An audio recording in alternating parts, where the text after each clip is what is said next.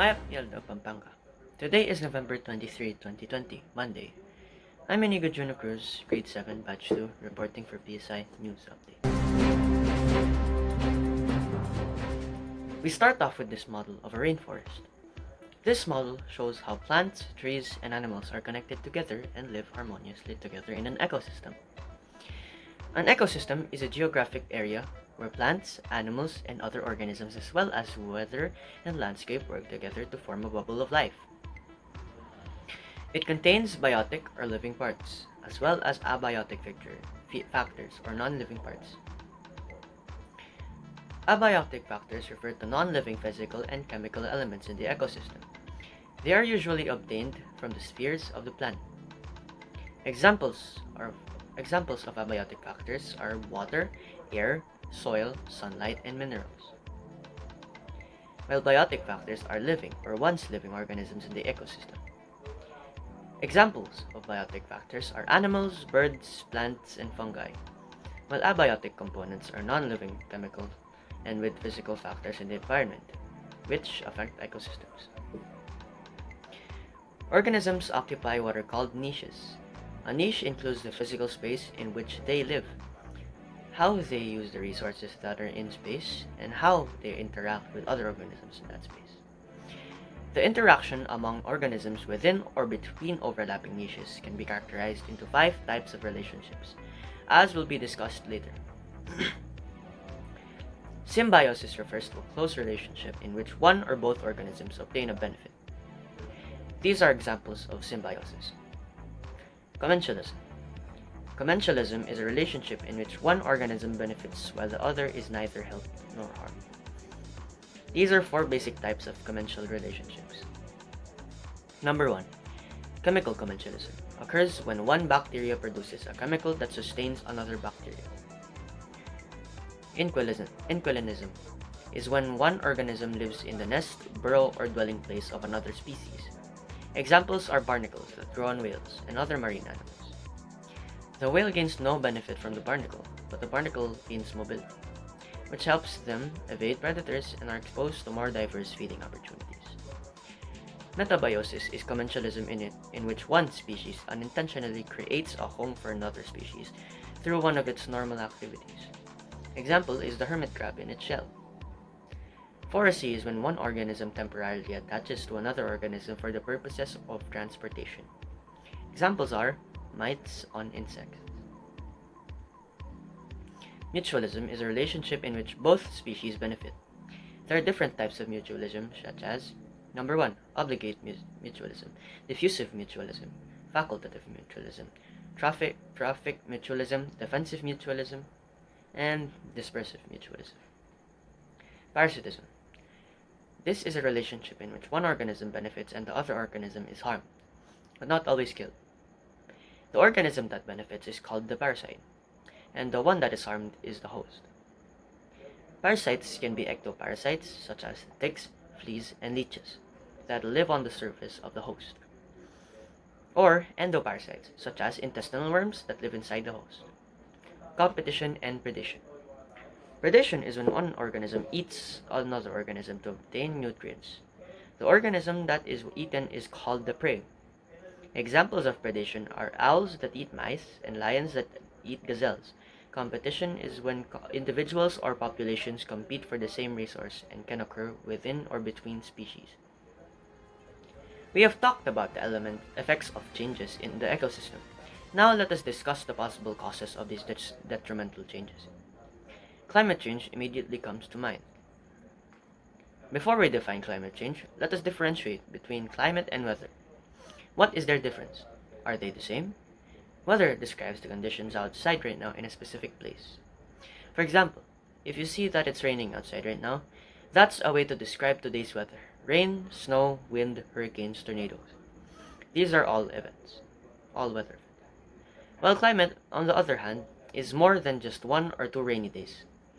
Climate describes the weather conditions that are expected in a region at a particular time of year. So now, what is climate change? Climate change describes a change in the average conditions such as temperature and rainfall in a region over a long period of time, for example, 20,000 years ago. Much of the United States was covered in glaciers. In the United States today, we have a warmer climate and fewer glaciers. Global climate change refers to the average long-term changes over the entire Earth. These include warming temperatures and changes in precipitation, as well as the effects of Earth's warming such as rising sea levels, shrinking mountain glaciers, ice melting at a faster rate than usual, changes in flower and plant blooming times. Earth's climate has constantly been changing, even long before humans came into the picture. However, scientists have observed that unusual changes recently. For example, Earth's average temperature has been increasing much more quickly than they would expect over the past 150 years. Some parts of the Earth are warming faster than the others. The past 5 years have been the warmest 5 in centuries. My mom even tells us stories about being able to play under the sun at 12 noon to 3 p.m. It was hot, yes, but it was tolerable. Unlike today, where 9 a.m. sun could be scorching. Scientists are concerned about this warming. As Earth's climate continues to warm, the intensity and amount of rainfall during storms such as hurricanes is expected to increase. Droughts and heat waves are also expected to become more intense as the climate warms. When the whole Earth's temperature changes by 1 or 2 degrees, that can have a big impact on the health of the Earth's plants and animals too. It is a cannonball effect. What causes climate change? There are lots of factors that contribute to Earth's climate. However, scientists agree that the Earth has been getting warmer in the past 50 to 100 years due to human activities. Certain gases in the Earth's atmosphere block heat from escaping. This is called the greenhouse effect. These gases keep the Earth warm, like the glass in a greenhouse keeps plants warm. Human activities such as burning fuel to power factories, cars, buses, and changing the natural greenhouse. These changes cause the atmosphere to trap more heat than it used to, leading to a warmer Earth. When human activities create greenhouse gases, Earth warms. This matters because oceans, land, air, plants, animals, and energy from the sun all have an effect on one another. The combined effects of all these things give our global climate. In other words, Earth's climate functions like one big connected system.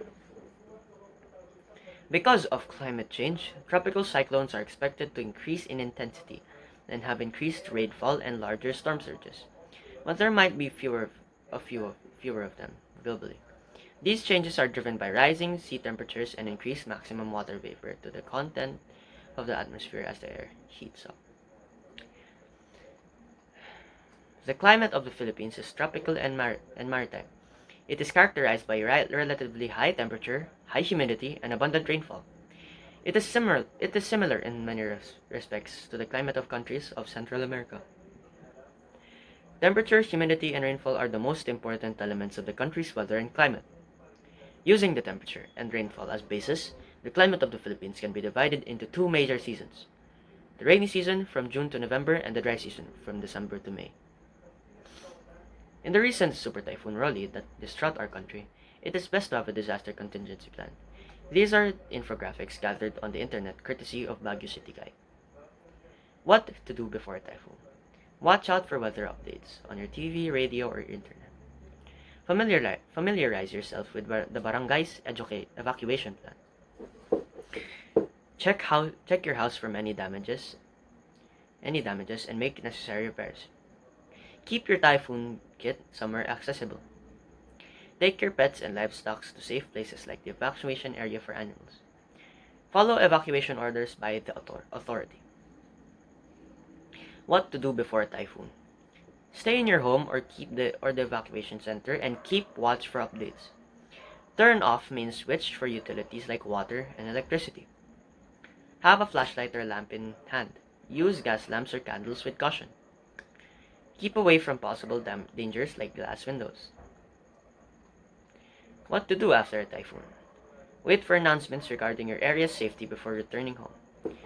Stay away from danger, structures with damaged fallen trees, damaged power lines. Do not go sightseeing and give way to rescue teams. Be extra careful when repairing your home. Check for possible breeding places for mosquitoes and get rid of rainwater. Walang nakakaalam kung kailan darating ang sakuna. Sa totoo lang, tayong lahat ay may parte sa pagkasira ng kalikasan. Kaya dapat lamang na magtutulungan tayong lahat sa pagbalik ng kanyang kagandahan o kaayusan.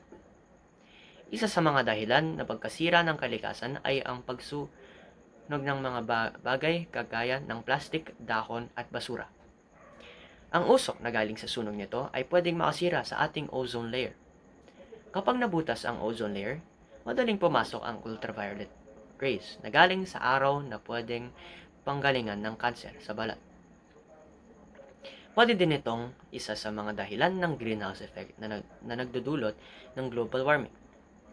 Ang Republic Act of 8749 or Clean Air Act of 1999 ay isang batas sa Pilipinas na naglalayong maayos ang mga bagay na nagdudulot ng polusyon kagaya ng pagsunog sa bakuran at polusyon galing sa sasakyan. Ang pagsunod sa batas na ito ay di lang makakatulong sa ating kalikasan, kundi nagpapakita din na pagkamakabayan. Isa pa sa mga dahilan ng climate change ay pagkalbo ng kagubatan. Kapag nakalbo ang ating kagubatan, mas malaki ang tsansa ng landslide o paghugo ng lupa kapag may bagyo. Dahil ang mga ugat ng mga puno ay sumisipsip ng tubig, ng ulan at humahawak ng lupa. Pag nagputol ka ng puno, siguraduhin na magtanim ng kapalit na puno. Napakahalaga ng buhay ng bawat tao. Kahit anong sakuna, kahit anong problema, sino pa ba ang magtutulungan kundi tayo-tayo lamang? Ang pakikipagbayanihan sa mga kababayan nating nasalanta ay pagpapakita ng pagmamahal mo sa kapwa. Kahit gaano pa kaliit o kalaki ng inabot mong tulong, malayo ang darating nito sa taong nawalan dahil sa sakuna. Siguradong babalik ng 100 beses ang biyaya ng ibinigay mo sa inyong kapwa. Naway, mayroon kayong natutunan sa ating talakayan. Muli, ito po si Iñigo Juno Cruz. Hanggang sa susunod na pagbabalita.